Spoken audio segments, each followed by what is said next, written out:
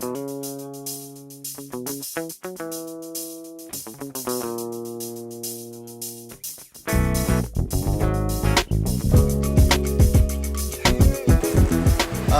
mes amis, qu'est-ce qu'on est bien là. Là, qu'est-ce qu'on est bien. Il fait beau. Il y a toujours une tramontane qui vient m'agacer. Où que je sois dans le sud, dès que je fais une vidéo, il y a du vent. Mais là, on s'est mis à l'abri. Donc on aurait pu aller à la vigne, mais il y avait franchement trop de vent. Donc on s'est mis à l'abri près de la bergerie. Et aujourd'hui, je suis venu vous parler d'un couple de vignerons hors norme. Il n'y a pas d'autre mot, ils sont hors norme. Ne cherchez pas une logique, ne cherchez pas du pragmatisme dans ce qu'ils sont, parce que leur parcours de vie est totalement original, mais je pense qu'ils ont trouvé le bon. Comme dans la religion ayurvédique où on dit qu'on est bien dans sa vie dès qu'on a trouvé le bon chemin, eux ils sont dessus, c'est certain. Alors je suis venu voir les enfants sauvages. Nicolas et Caroline. Oui. Comment ça va? Très bien, mais moi je dois dire quelque chose. Ah bah dis-le. Nous on trouve notre façon de vie pas quelque chose extraordinaire ou pour nous c'est pas, on ne fait pas exprès parce que c'est naturel ou c'est vers cette sens biologique. Pour nous, notre vie et notre travail, c'est tous ensemble. Vous êtes sur le bon chemin, c'est bien ce que je dis. Pour nous, c'est vous avez normal. trouvé votre C'est voie. normal. Mais je vais vous expliquer normal. pourquoi ils sont hors normes. Vous venez de Stuttgart. Voilà. Oui. Ah d'accord, ok. Vous venez de Stuttgart, une ville on ne peut plus industrielle en Allemagne. Enfin, il y en a quelques-unes qui sont bien plus industrielles que ça, mais c'est quand même un grand pôle industriel en Allemagne. Caroline, tu es architecte. Toi, tu as une entreprise de cuir industriel qui tourne bien, somme toute. Vous n'avez pas à vous plaindre. Vous avez une vie confortable, tout va bien. Exactement. Qu'est-ce qui se passe alors? On vous retrouve maintenant, vignerons, dans les Pyrénées-Orientales, bien que le chai soit à Fitou. On vous retrouve avec des vignes donc, en 20 pays des côtes catalanes. Donc, il y a combien de kilomètres d'ici à Stuttgart? 1000 kilomètres à peu près. Oui. Voilà. Ouais. Je vous retrouve ici souriant, bien dans votre vie. Qu'est-ce qui s'est passé? Oui, c'est justement le vent, le ciel bleu et le soleil et peut-être aussi cette vie plus proche à la terre qui nous a vraiment convaincus que ça c'est le bon chemin et pas rester enfermé dans un bureau, travailler sur l'ordinateur, coup de téléphone, après fin du mois un bon salaire, mais ça rend pas heureux. Caroline, c'est pas la Terre qui t'a donné un coup de téléphone en disant il faut venir? Peut-être, oui, peut-être. Vous êtes arrivé ici, donc vous avez acheté en 98, c'est ça? Vous avez démarré doucement à mettre vos vignes en fermage parce que vous ne pouviez pas gérer vos affaires en Allemagne et vous occuper de vos vignes. Et puis vous êtes arrivé ici en 2003, c'est ça? Non, 2001. 2001. Et après on était 2 ans coopérateurs. 2 ans coopérateurs pour permettre, je dirais, de commencer déjà à vivre un peu de votre vie et d'apprendre votre métier. Parce que vous restez très humble face à ça. Et ensuite, 2004, vous vous lancez. Et c'est pas une mauvaise année en plus chez vous, 2004. Non, c'était une année de débutant, bien sûr, mais on goûte encore de 2004 et nous sommes surpris. Les années de finesse, hein. Si ma mémoire est bonne, on était sur la finesse dans les vins catalans. Vous installez ici très rapidement, vous vous convertissez au bio dès le départ. Oui, biodynamie. En biodynamie. Parce que c'est une différence. Une grande différence. Très important. Parce que moi j'étais un vieux élève d'une école Steiner en Allemagne et là et ma mère elle est professeure dans une école Steiner et comme ça on était toujours, c'était souvent le sujet à la table et comme ça on était toujours touchés par cette idéologie et cette idée aussi par rapport à l'agriculture. Ouais. D'ailleurs, dans l'adjectif idéologique, vous parlez de biodynamie, on peut dire qu'il y a quand même le mot logique dedans. Oui, voilà. Ne l'oublions pas. Non, je parle, c'est mieux si on parle d'une idée, pas une idéologie. Je suis d'accord. Voilà. Une idée logique plus que de l'idéologie. Oui, une idéologie, c'est toujours, ça donne un petit peu un goût qui limite, c'est de dogmatisme. Exactement. Voilà. Je suis tout à fait d'accord. Voilà. Là, vous travaillez donc toutes vos vignes en biodynamie. Et là, ce qui m'intéresse beaucoup, et là, il faut être attentif à ce point-là, très très attentif parce que je pense que ça va donner lieu dans les années à venir à de gros dossiers dans le domaine du vin. Vous faites de la sélection massale et vous travaillez en place. C'est-à-dire que vous faites vous-même vos greffons, vos mises en place. Enfin, vous travaillez aussi avec ce jeune homme qui est dans le Gard, Oui. qui est un pépiniériste Qui fait incroyable. en sélection massale. La plupart des jeunes vignes qu'on plante, ça ce sont des plantes déjà greffées, mais chez Oui, lui, en oui. greffe anglaise aussi. Oui, ça c'est Et- très important. Et les remplaçants de les vieilles vignes, là, on met le plante-greffe et après on Vous faites votre greffe sur place. Donc ça c'est très important. On a parlé de greffe anglaise, on y reviendra dans un dossier ultérieur, mais c'est un point important. Alors, on a ramené une bouteille avec nous qui représente un peu, vous avez plusieurs cuvées, vous avez Full Moon en blanc, vous Cool avez Moon.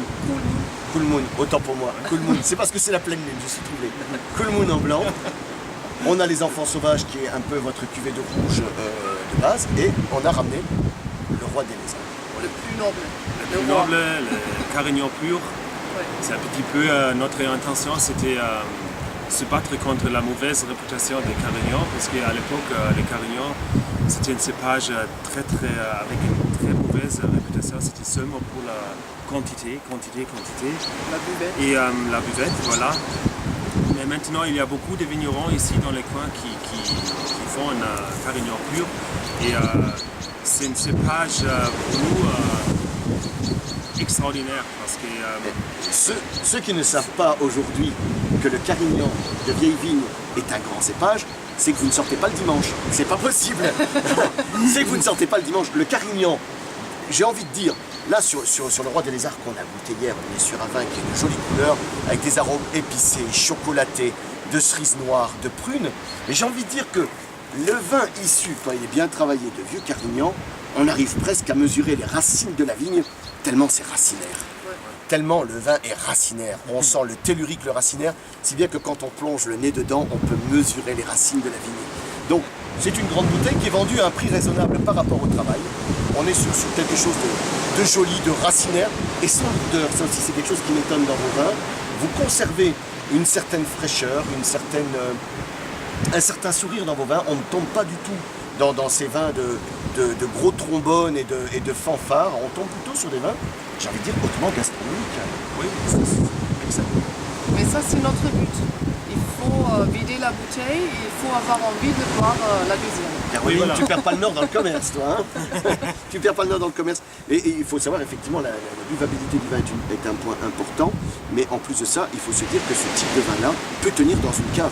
On va avoir une évolution dans les arômes qui vont partir beaucoup plus sur les épices, la muscade, la girofle, le côté cuir. Tiens, on y revient, le côté cuir.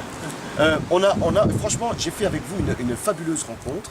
Je ne m'attendais pas à ça. Beaucoup de gens vous prennent en exemple. Si vous êtes arrivé ici en toute humilité, vous avez appris de vos leçons et aujourd'hui vous ne donnez aucune leçon à personne.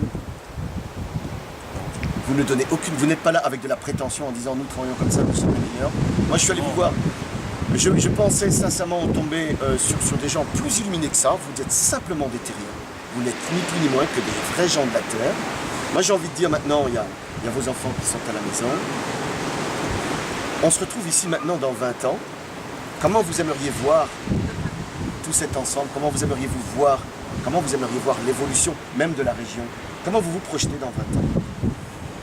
Notre rêve, c'est planter chaque année des arbres et faire comme une ceinture des arbres autour de la vigne pour créer une belle maison pour la vigne, pour intégrer la vigne, les terrains cultivés dans la nature. Ici, on a la chance parce que c'est au milieu de la garrigue. Notre rêve, c'est créer dans notre vie un endroit pour toutes les créatures qui adorent la vie. Nous, les êtres humains qui restent ici, qui profitent de cette belle vue, tous les insectes, les Il y a plein d'oiseaux, on voit plein d'oiseaux toutes là-bas. les plantes. On veut casser, c'est sûr, la monoculture. On veut créer une diversité de Il y la a des vie. papillons, c'est fantastique. C'est-à-dire, on se battrait contre la dégénération. La dégénération de la vie. On pourrait croire, il n'y a pas une habitation ici, à 4 km à la ronde, qu'on est au milieu de nulle part. Moi, je pense au contraire qu'on est au milieu de partout. Je pense au contraire qu'on est au milieu de partout parce que là, pendant qu'il parle, je regarde, je vois des oiseaux, je vois des papillons, je vois la vie tout simplement. Alors on passe un fantastique moment ici, on n'est jamais seul avec toute cette vie qui nous entoure. On a passé vraiment un très bon moment. Moi j'ai envie de terminer comme je termine toujours l'ensemble de mes entretiens avec mes amis vignerons. On peut terminer de cette façon en traquant en se disant « n'est pas belle la vie ». Et pour moi, ça me fait très content que vous deux, le son, qu'est-ce qu'on fait ici. Ça me fait très content. C'est-à-dire, il y a cette vibration, il y a ce message de cet petit espace. Aussi pour des gens qui les visitent les premières fois. C'est-à-dire, ils sont touchés par cet esprit, on veut garder, on veut cultiver. Et ça me fait très content. Écoute, ça me touche, tes propos me touchent, si c'est que ce n'est pas donné à tout le monde, effectivement, de venir comme ça, in situ, de comprendre la vigne, bien que ce soit la vérité du vin, elle est là, elle est dans ces vieux carignans racinaires avec des racines qui peuvent plonger à 15-20 mètres de profondeur, voire plus parfois. La vérité est là, ce n'est pas donné à tout le monde. Ce que j'essaie simplement, moi, modestement, c'est d'assurer un relais justement entre les gens qui ne peuvent pas venir et puis leur expliquer que la vérité est ici. Et au final, ne l'oublions jamais, la vérité, elle est là. Exactement. Mais je persisterai à terminer en disant, Nicolas, elle n'est pas belle la vie. Oui. Hein 100%. Franchement, 100%. vivons 100%. à la tienne. À la santé. Caroline, à la tienne. Mes amis, à la révolution. à bientôt.